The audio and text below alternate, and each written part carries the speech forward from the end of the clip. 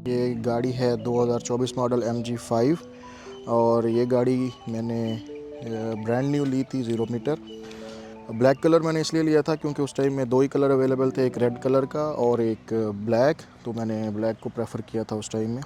गाड़ी की जो है वो आप देख सकते हैं इस तरह की है। लॉक ऑप्शन में ये है कि अगर आपकी गाड़ी पार्किंग में खड़ी है और अगर हम 2 बार या 3 बार लॉक बटन को प्रेस करते हैं तो गाड़ी ऑटोमेटिकली बीप करती है और हम लोग देख सकते हैं कि हमारी गाड़ी कहाँ पे पार्क है। इन केस बड़ी सारी पार्किंग में आपकी गाड़ी पार्क है तो ये सारी चीज़ें आपको थोड़ी हेल्प करती हैं। गाड़ी फ्लैश करती है, अगली लाइटें चलती हैं और हॉर्न जो है वो चलने लग जाता है।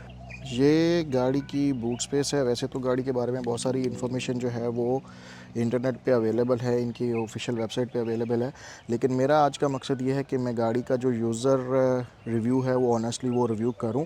और इसके बारे में जब मैं ले रहा था तो बहुत सारी इन्फॉर्मेशन ऐसी थी जो अवेलेबल नहीं थी, लेकिन आज ऑलमोस्ट मुझे 1 साल होने वाला है गाड़ी को, तो मैं ये ट्राई करूँगा कि मैं आपको जो यूज़र एंड के वाले से जो गाड़ी में चीज़ें हैं वो मैं आपको एक्सप्लेन करूँ, ताकि अगर कोई इंटरनेट पे सर्च करके इसके बारे में इन्फॉर्मेशन लेना चाह रहा है तो वो उसको एक अच्छा ऑप्शन मिले और इन्फॉर्मेशन मिल सके। ये गाड़ी की बूट स्पेस है, इसके अंदर ये फर्स्ट एड बॉक्स है और इसके अंदर एक फायर एक्सटिंग्विशर भी दिया होगा। इसके नीचे हमारे पास जो है गाड़ी का स्पेयर टायर और टूल किट मौजूद है।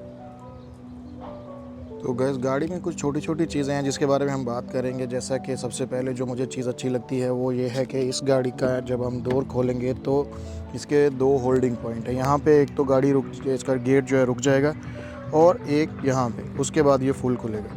तो जब आप गाड़ी स्लोप पे खड़ी करते हैं तो ये इस चीज़ में बहुत ज़्यादा हेल्प करता है। फिर इसके चारों जो मिरर्स हैं वो ऑटो हैं, आप डाउन कर सकते हैं, ऊपर कर सकते हैं। फिर इसके जो लॉक अनलॉक का बटन है यहाँ पे दिया गया है और इसमें भी एक अच्छा ऑप्शन है कि अगर गाड़ी में आप बैठे हैं 20 की स्पीड पे जाते ही ये गाड़ी खुद ब खुद लॉक हो जाएगी। उसके बाद अगर आपने खोलना है तो हमको या तो यहाँ से खोलना पड़ेगा या जो भी है वो 2 बार हैंडल को ऐसे खींचेगा फिर जाके अनलॉक होगी। तो अगर ये गाड़ी का इंफोटेनमेंट सिस्टम और गाड़ी का डैशबोर्ड बहुत ही स्लिम एंड स्लीक है। इसमें ये पूरा लेदर का यूज़ है, ये प्लास्टिक है और ये गाड़ी का भी प्लास्टिक लगा हुआ है। ये गाड़ी का जो स्टीयरिंग है उसमें ये सारे क्रूज़ के ऑप्शन है। ये गाड़ी में क्रूज़ कंट्रोल आता है और ये मल्टीमीडिया के बटन हैं इसके अंदर। और ये जो ऊपर कार्बन फाइबर का कवर है ये मैंने खुद करवाया हुआ है, लेकिन गाड़ी का वैसे स्टीयरिंग डी शेप का है जो कि एक बहुत अच्छा है। आगे हम इसकी की जो है इंसर्ट करते हैं।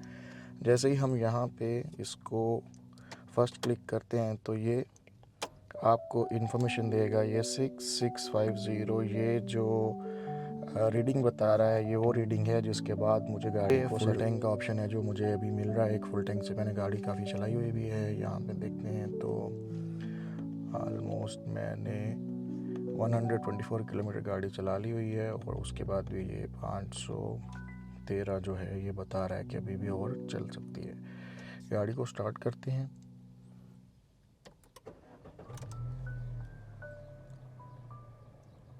और ये है गाड़ी का स्टार्टअप। गाड़ी का एसी जो है वो हम कंट्रोल कर सकते हैं, इसमें बटन भी हैं और इसके अंदर जो है इंफोटेनमेंट सिस्टम के अंदर भी आप ऐसे करेंगे तो आप गाड़ी के एसी के कंट्रोल्स आपको मिल जाएंगे और इसको हम यहाँ से भी ऑपरेट कर सकते हैं। गाड़ी के अंदर ऑटो, एंड्रॉयड और कार प्ले है, लेकिन गाड़ी आपकी वाईफाई ब्लूटूथ या वाईफाई के साथ कनेक्ट नहीं होती और एप्पल और एंड्रॉयड कार प्ले जो हैं वो भी ब्लूटूथ के साथ में कंट्रोल नहीं होते। तो ये इसके अंदर है एक, ये है स्टोरेज बॉक्स,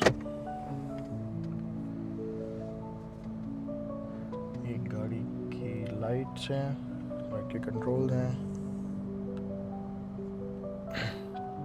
ये गाड़ी मेरे पास ऑलमोस्ट 1 साल होने वाला है और जब मैंने ये गाड़ी लेने वाला था तो मैं बहुत सारे ऑप्शंस देख रहा था लेकिन यूज्ड में फिर मैं जब 2-3 गाड़ियों की मैंने ट्राई ली और मैंने फाइनली गाड़ी फाइनल करने के स्टेज पे था तो मुझे एक दोस्त ने मशवरा दिया कि आप जो गाड़ी ले रहे हैं वो उतनी कीमत में आपके पास ब्रांड न्यू 0 मीटर गाड़ी आ जाएगी और वो आपको साथ में 2 साल का 2 लाख किलोमीटर्स और 6 साल की जो वारंटी है वो भी दे रहे हैं। तो अगर आपने गाड़ी लेनी ही है और अगर आप जितने पैसे आप बता रहे हैं उतने पैसों में आपको 5 साल चली हुई गाड़ी मिल रही है तो आप नई गाड़ी की तरफ जाएं ताकि आपको ये सारी चीज़ें भी मिल जाएं।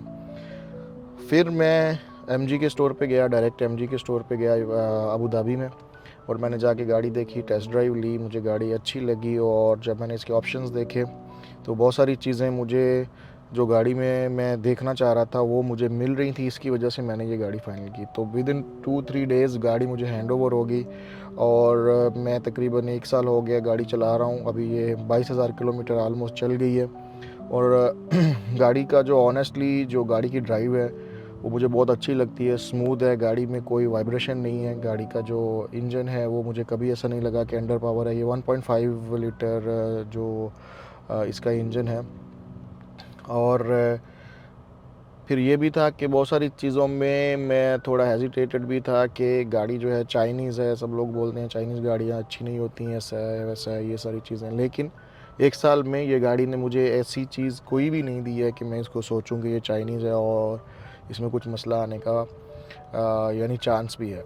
और बहुत सारे ऑप्शंस के साथ आती है इसमें, जो लाइट्स हैं गाड़ी की ऑटो ऑन ऑफ हैं। आप कहीं अंधेरे में जाएंगे तो ऑटोमेटिकली ऑन हो जाएंगी, अगर आप रोड पे किसी रोशनी वाली जगह में है तो ऑटोमेटिकली बंद हो जाएंगी। आपको ये चक्कर नहीं है, क्योंकि अबू धाबी में या दुबई में आपको पता है अगर गाड़ी की हेडलाइट्स ऑन नहीं है तो आपको रोड पे फ़ाइन आने का भी चांस है। फिर इसका जो क्रूज़ कंट्रोल है हम लोग दुबई से अबू धाबी से रुवैस आते हैं, 160 किलोमीटर की जो गाड़ी की रफ्तार का वो है यहाँ पे लिमिट है। तो उसके लिए आपने लगाना है क्रूज़ और बैठ जाना है बस। इसके लिए ये चीज़ क्रूज़ कंट्रोल यहाँ पे बहुत जो है आपको हेल्प करता है। फिर एक गाड़ी की जो बाकी थोड़ी थोड़ी चीज़ें हैं मैं आपको बताता चलूँ कि जब भी गाड़ी आप नहीं लेते हैं यूएई में स्पेसिफ़िकली, तो आप 4 चीज़ें हैं जो आपको सबको करनी चाहिए। आपकी जो हेडलाइट्स हैं स्पेसिफ़िकली अगर आप अल-दफ़रा रीजन में हैं, यानी कि मदीना ज़ैद में या आबशान या रुवैस या सिला पे, तो हम लोग को अबू धाबी जाना पड़ता है। और ये रास्ते में जाते हुए जो रोड है 160 का है, हम लोग जब इतनी स्पीड में चलाते हैं तो छोटे छोटे फाइन पार्टिकल्स जो सैंड के हैं वो आपकी गाड़ी को हिट करते हैं। तो बहुत सारी ऐसी चीज़ें खराशें आती हैं, हमको पता नहीं चलता। अभी जो मेरी हेडलाइट्स हैं 1 साल में मैं बहुत बार आया गया हूँ, तो उसके ऊपर मुझे वो सारी चीज़ें जो हैं वो स्पॉट्स नज़र आते हैं। वो भी फिर जब आप गाड़ी लेते हैं तो आपकी जो विंड स्क्रीन प्रोटेक्शन है आउटसाइड से वो आप लाजमी करवाएं, क्योंकि यहाँ पे ऐसा होता है गाड़ी हम खड़ी करते हैं रात को और सुबह जो हम देखते हैं तो उसके ऊपर बहुत सारी मिट्टी होती है, और फिर हम क्या करते हैं वाइपर से पानी जो है वो डाल के उसको वाइपर चलाते हैं। वो वाइपर की वाली जगह पे पूरी स्क्रीन के ऊपर आपके पास जो है वो स्क्रैचेस आते हैं। ये सारी चीज़ें अगर आपने ऊपर एक प्रोटेक्शन लगाई हुई है तो वो प्रोटेक्शन ख़राब होगी, बेसिकली हम लोग उसको चेंज कर सकते हैं। तो ये 2-4 चीज़ें आपने अपने जहन में रखनी है। फिर गाड़ी लेते वक्त जो है आप कंपैरिजन करें 2-3 गाड़ियों का, उसके बाद गाड़ी में जाएं। मैंने जैक 7 और इसका कंपैरिजन किया था, तो मुझे ये गाड़ी इसलिए अच्छी लगी क्योंकि इसकी जो फ्यूल एवरेज थी वो जैक से बहुत बेहतर है। अभी ये मुझे गाड़ी 16 किलोमीटर दे रही है अगर मैं इसको 120 पे चलाता हूँ, 16 और 15 के बीच में। और अगर मैं इसको 140-160 के ऊपर चलाता हूँ तो मुझे 13 और 12-13 इतना एवरेज दे रही है। सिटी में मैंने ये गाड़ी चलाई है, सिटी में ये गाड़ी भी मुझे सिटी में भी 13-14 ये एवरेज देती है। और इसने अभी तक कोई भी काम नहीं निकाला। 1 साल हो गया मैंने गाड़ी बहुत चलाई है। क्या नाम है, सिर्फ मैं 2 बार सर्विस पे लेके गया हूँ। मैंने एक गलती ये भी की गाड़ी लेते हुए कि मैंने जो इसकी सर्विस थी वो सिर्फ 2 फ्री सर्विसेज ली थी, जो कि सर्विस पैक था 2 का, वो मैंने लिया था, वो ख़त्म हो गया। और अभी जो इसकी सर्विस है आएगी 30,000 किलोमीटर पे आएगी, वो सर्विस पेड सर्विस होगी जो कि मुझे पैसे पे करने पड़ेंगे। सर्विस के हवाले से बताऊं कि एमजी की सर्विस काफ़ी कॉस्टली है। अगर बाहर आपको टोयोटा, होंडा या सुजुकी, निसान, इनकी सर्विस में अगर आपको बेसिक सर्विस जो जिसमें फ्यूल चेंज करते हैं, ऑयल फ़िल्टर चेंज करते हैं, एसी का फ़िल्टर चेंज करते हैं, वो आपको 400-450 दिरहम में कॉस्ट करेगी। लेकिन इसकी जो है वो थोड़ी कॉस्टली है। इसकी 2 रीज़न्स हैं, एक तो सर्विस सेंटर कम है, वहाँ पे रश ज़्यादा होता है, और दूसरा ये भी है कि ये बहुत सस्ती आपको गाड़ी दे रहे हैं, उसके बाद सर्विस जो है वो काफ़ी कॉस्टली पड़ती है। जो सीट्स हैं वो जस्ट नॉर्मल क्लॉथ है इसके ऊपर, कोई लेदर नहीं है, रेक्सिन नहीं है, लेकिन एक अच्छी लुक है गाड़ी के सीट्स की, कंफर्टेबल सीट्स हैं। और पीछे वाली जो लेग स्पेस है वो भी काफ़ी अच्छी है। गाड़ी में 1 साल से चला रहा हूँ, मुझे कभी ये फील नहीं हुआ कि लेग स्पेस के हवाले से इसमें कुछ इशू है। गाड़ी का जो साउंड क्वालिटी है इंफोटेनमेंट सिस्टम में वो थोड़ा लो है। इसमें 2 ही स्पीकर हैं, हमारे पास बैक साइड पे कोई भी स्पीकर नहीं है। जब हम इसको थोड़ा बेस वाला जो म्यूज़िक है वो चलाते हैं इसमें, तो थोड़ी आवाज़ जो है वो डिस्टर्ब होती है इसके जो मिरर्स हैं वो भी हम लोग एडजस्ट कर सकते हैं गाड़ी के अंदर से ही। एक चीज़ मैं मेंशन करना भूल गया, ये गाड़ी में जो इसका गियर है हम उसको मैनुअल भी यूज़ कर सकते हैं। ये एक्चुअली 8 स्पीड सीवीटी ट्रांसमिशन है। तो होगा क्या, अगर हम ड्राइव पे करके इसको राइट ट्विस्ट करेंगे तो ये ऑटोमेटिक से मैनुअल में चली जाएगी, और फिर अगर हम ब्रेक लगाते हैं तो गियर डाउन शिफ्ट तो खुद ब खुद हो जाएंगे, लेकिन जब हम इसको एक्सेलरेट करेंगे तो अपवर्ड शिफ्ट करने के लिए हमको इसको बार बार प्लस की तरफ करना पड़ेगा, यानी गियर लीवर को ऊपर करना पड़ेगा। तो ऑटोमेटिकली जो गियर हैं वो मैनुअली शिफ्ट होते जाएंगे। फिर कहीं पे भी अगर हम लोग को ब्रेक लगानी है, जब भी हम ब्रेक लगाएंगे तो ऑटोमेटिकली गियर 8 से डाउनवर्ड शिफ्ट होते चले जाएंगे।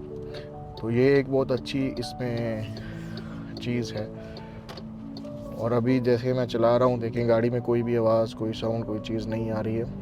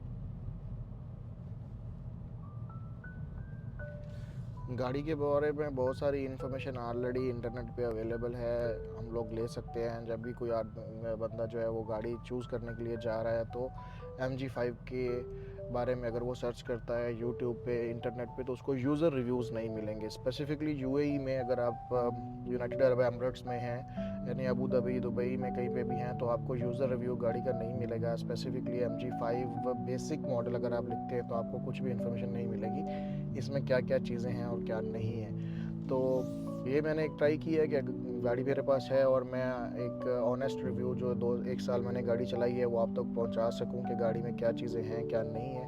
प्रोज़ और कॉन्स के बारे में बात करता हूँ तो मैंने प्रोज़ आपको बता दिया। इसमें बहुत सारी चीज़ें ऐसी हैं जो बेसिक मॉडल्स में नहीं होती, जैसे क्रूज़ कंट्रोल की एग्जांपल है। क्रूज़ कंट्रोल हर बेसिक मॉडल में नहीं होता। लेकिन अगर कॉन्स की बात करें तो इसमें जो इसकी मेंटेनेंस है और स्पेसिफिकली सर्विस है वो गाड़ी की बहुत कॉस्टली है, जो बाकी दूसरी कंपेटिटर्स जो हैं उनकी गाड़ी की, न्यू गाड़ी की जो सर्विसेज हैं वो बहुत कम होती हैं। लेकिन अगर आप उसको जज करें तो वो गाड़ियाँ जो हैं वो आपकी बेसिक मॉडल भी इतनी ज़्यादा प्राइसेस हैं कि हम जो उनको अफोर्ड नहीं कर सकते बेसिकली। सो ये सारी चीज़ें हैं। अगर आप गाड़ी देख रहे हैं तो इसमें आप एक अच्छा कंपैरिजन करके गाड़ी लीजिए और लाइफ एंजॉय करिए। बेसिकली UAE में जो है गाड़ी नहीं लेने का मकसद ये नहीं होता कि अगर आपने शो ऑफ करना है किसी को या आपने फ्लेक्स मारना है, लेकिन UAE में गाड़ी न्यू लेने का मकसद सिर्फ यही होता है कि आपको जो मेंटेनेंस है उसके लिए बार बार ना जाना पड़े, क्योंकि यहाँ पे आपके पास टाइम नहीं होता, आपकी रूटीन ऐसी होती है, ऑफिस होता है, है और आपको जल्दी से छुट्टी नहीं मिलती, और आपका जो एक दिन छुट्टी होती है वो आप वर्कशॉप में या गैरेजेस में जो है वो नहीं गुजारना चाहते हैं। तो इस लिहाज से अगर आप नई गाड़ी लेते हैं तो 4-5 साल जो गाड़ी वारंटी में होती है, सिंपली आप गाड़ी उनको दें, वो आपके लिए मेंटेन करेंगे। आपको कॉल आएगी कि भाई अपनी गाड़ी पिक करें, आप जाके अपनी गाड़ी ले सकते हैं। तो इस वजह से लोग यहाँ पे नई गाड़ियाँ जो है वो प्रेफर करते हैं। इसकी जो मेरे साथ एक बार इसका जो लेफ़्ट मिरर है ड्राइवर साइड का, वो पीछे से किसी ने हिट कर दिया था, तो उसका जो बैक कवर है वो ग्लास और बैक कवर टूट गया था। वो मैंने ये गाड़ी का जो कवर है वो एमजी से बेसिकली लेने के लिए ट्राई की थी, लेकिन वो मुझे बहुत कॉस्टली मिल रहा था। तो फिर मैंने इसको जो है वो प्राइवेटली इसका जो ग्लास और ये सारी चीज़ें हैं मंगवाई थी, और मैंने खुद ही जो उसको फिक्स किया था।